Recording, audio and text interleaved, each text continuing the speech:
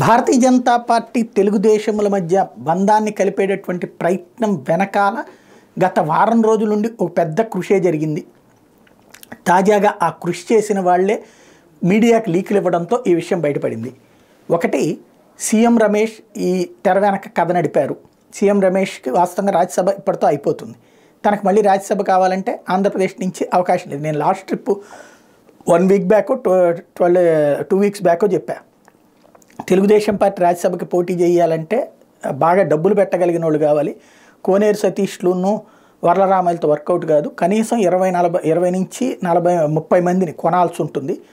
ఆ స్థాయిలో పెట్టుబడి పెట్టగలిగినటువంటి వాళ్ళు ఏ సీఎం రమేష్ వెళ్ళి తెలుగుదేశంలో చేస్తే సాధ్యం అవుతుంది, కానీ లేకపోతే సాధ్యం కాదు అన్నట్టు. అయితే తను తెలుగుదేశంలోకి కాకుండా భారతీయ జనతా పార్టీలో నుండి భారతీయ జనతా పార్టీ తెలుగుదేశంల మధ్య బంధం చేర్చి తద్వారా అప్పుడు రాజ్యసభ ఉమ్మడి అభ్యర్థిగా నిలబడాలని ప్రయత్నిస్తున్నాడు అన్న విషయం ఆయనే ఇప్పుడు మీడియాకి లీక్ చేసుకోవడం ద్వారా బయటపడింది, లేదా మీడియా వాళ్ళు తెలుసుకోవడం ద్వారా బయటపడింది ఢిల్లీ సర్కిల్స్లో. నెంబర్ 2 వచ్చేటప్పటికి అందులో భాగంగా అమిత్ షాకి దగ్గరికి రామ్మోహన్, ఎవరైతే ఖమ్మంపాటి రామ్మోహన్ ఢిల్లీ ప్రత్యేక ప్రతినిధిగా ఉండేవాళ్ళు తెలుగుదేశం తరఫున, ఆయన వాళ్ళతో కాంటాక్ట్ చేయడం వలన అమిత్ షా దగ్గరికి రామ్మోహన్ వెళ్ళటం, అమిత్ షా చంద్రబాబు గారిని రమ్మనమంటాం, ఆ తర్వాత అంటే రమ్మనమనే ముందు సీఎం రమేష్తో మాట్లాడారన్నట్టు ఇప్పుడు ప్రస్తుతం ఢిల్లీ సర్కిల్స్లో ఉన్నటువంటి లెక్క. ఏం జరుగుతుందో చూడాలి.